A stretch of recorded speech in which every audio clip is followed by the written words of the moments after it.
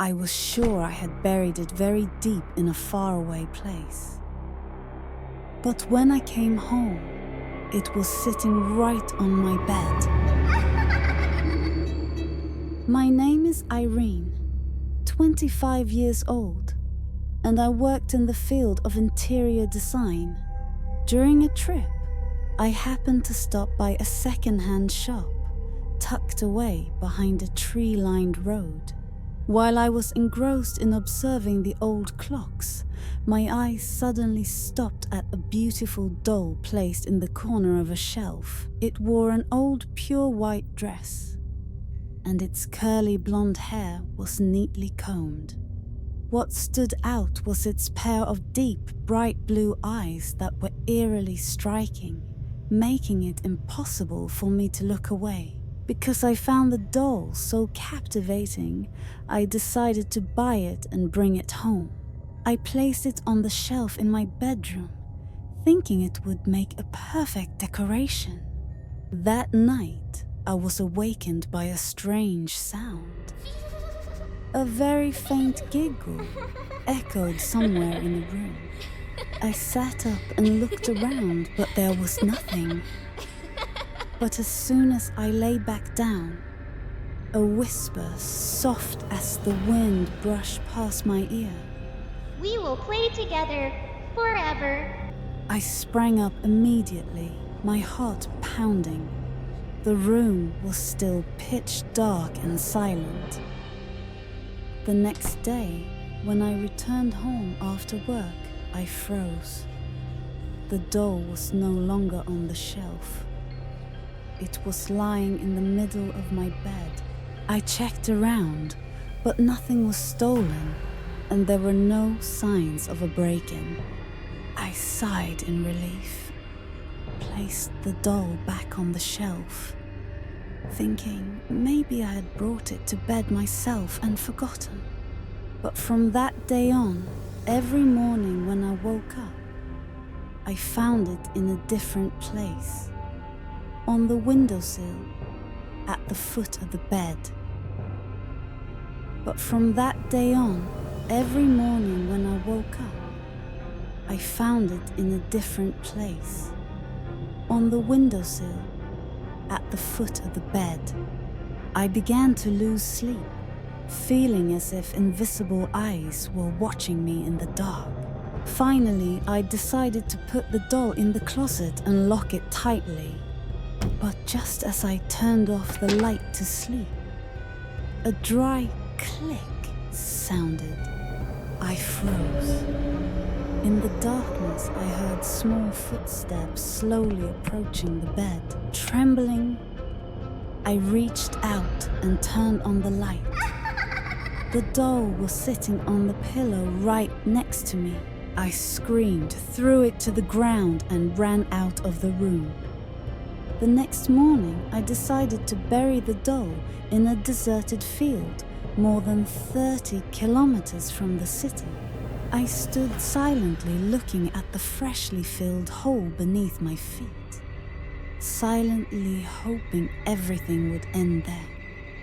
But as I turned to walk away, I seemed to hear a faint giggle rising from underground. Terrified, I ran to my car and quickly drove off, not daring to look back. That night, I returned home in a state of exhaustion. When I opened the door to my room, my blood seemed to freeze. The doll was sitting on my bed, its hair in a mess, its dress covered in dirt, and its bright blue eyes glowing with a ghostly gleam. You thought you could abandon me? I used to love living alone because of the freedom and comfort it provided. But after the incident a month ago, that thought has turned into a deep fear in my heart. Hello, I'm Hannah, a 25-year-old office worker. The story I'm about to tell is a terrifying memory that still haunts me. I used to walk to work because I lived nearby, but later, every time I returned home, I felt like someone was following me. One time, I caught a glimpse of a shadow behind me, but when I turned around, there was only a dark, empty alley. One day, while I was working in the living room, my phone rang, displaying an unknown number. Hello, who is it? Hana, you look beautiful in that nightgown tonight. Who are you? What do you want? You'll find out soon enough.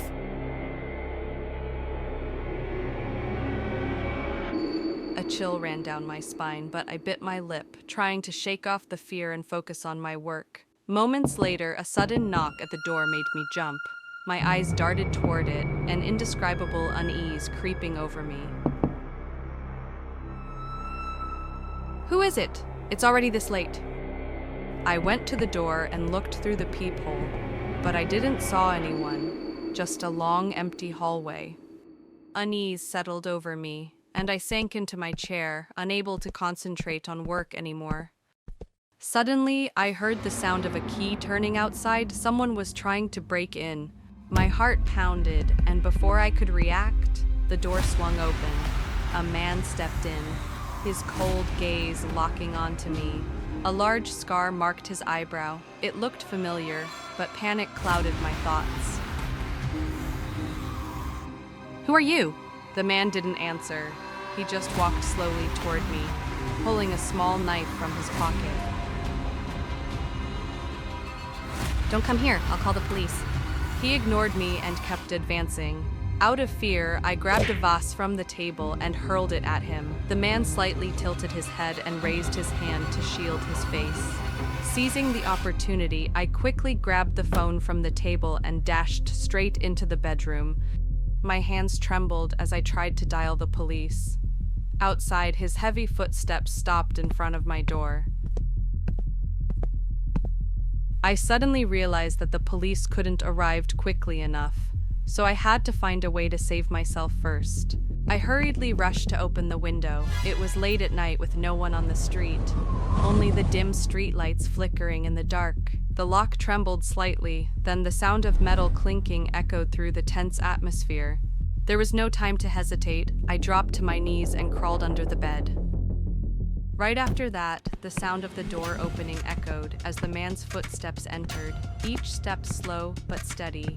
I held my breath, lying still and waiting, hoping he wouldn't notice. As the man moved toward the window, I seized the opportunity and bolted for the door. I dashed toward the main door, but before I could reach it, he grabbed my hand and yanked me back. My whole body was thrown hard onto the floor. A sharp pain shot through me.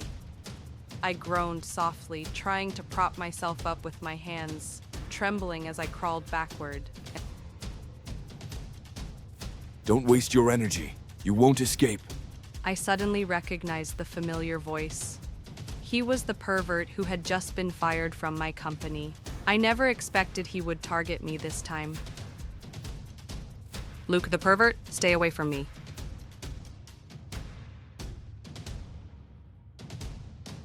Hana, you make it impossible for me to look away.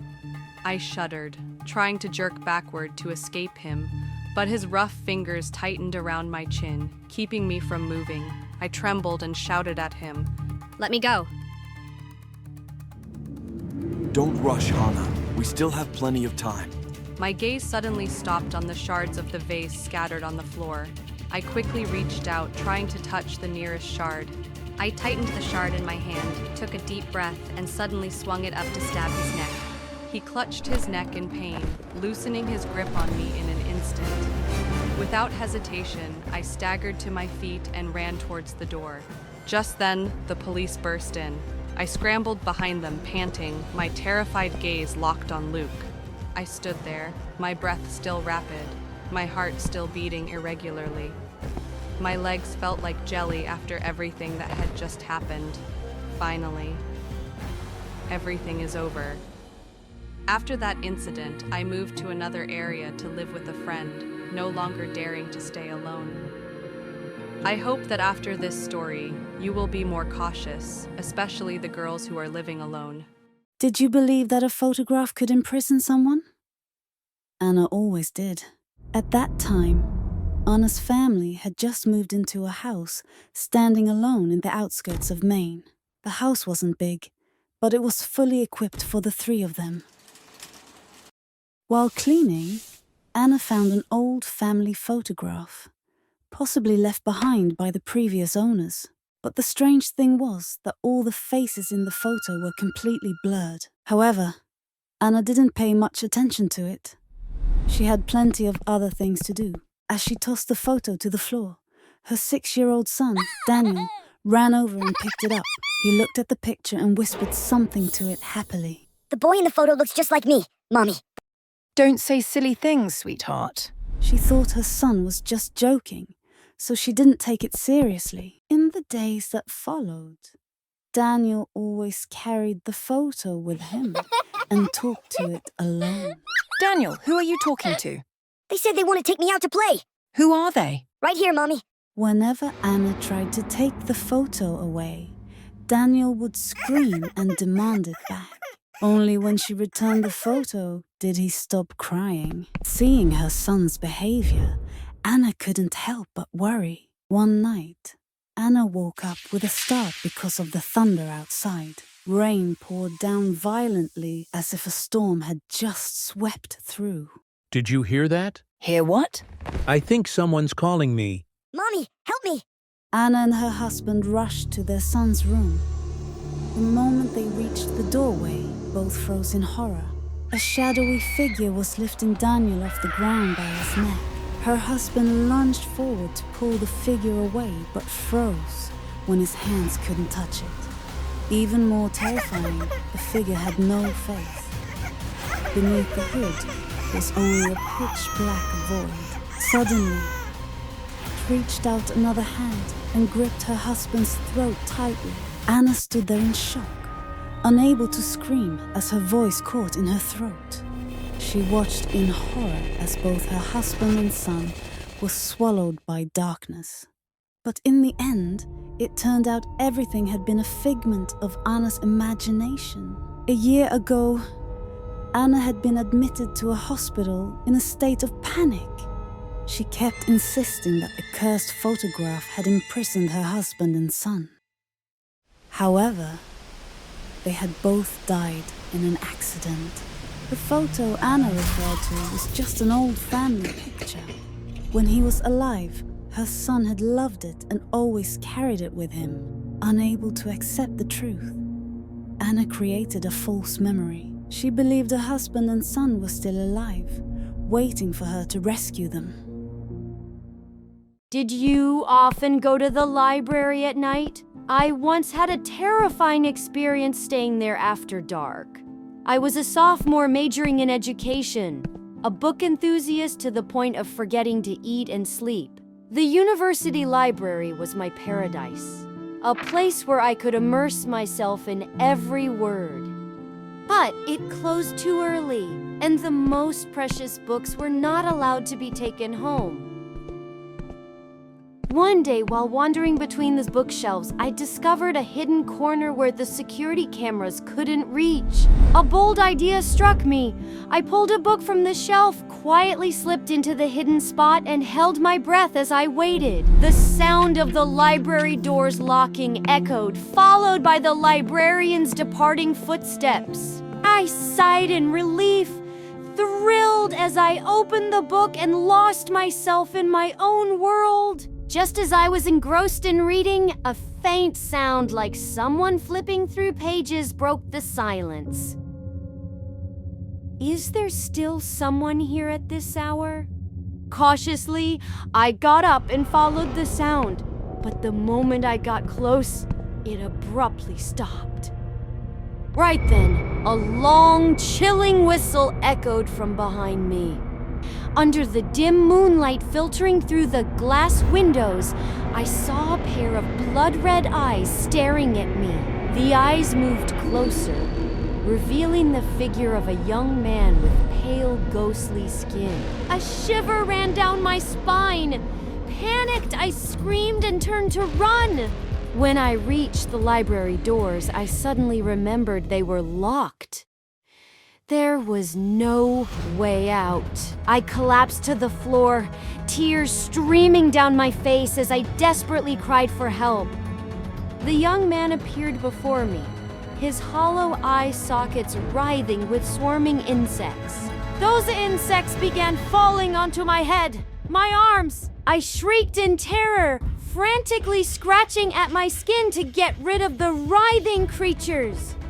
Just then, the flashlight flickered, and he vanished, leaving only the sound of rushing footsteps. My body trembled uncontrollably, my heart pounding as if it would burst from my chest. A security guard rushed in, hastily unlocking the doors and pulling me outside. Why are you here at this hour? There was a ghost inside. My entire body felt drained, the eerie sensation still clinging to me. The next day, as I sat in the cafeteria, my hands still trembled while holding my glass of water. Suddenly, Jane, a close sister figure to me, sat down across from me, her eyes filled with concern. What's wrong? You don't look well. Last night, I saw a ghost in the library. It was terrifying. Why were you in the library at night? It closes in the evening. Slowly, I recounted the entire story from the night before. She sighed deeply before revealing a chilling truth. 2 years ago, a young man had been pushed out of the library window by a group of classmates and died.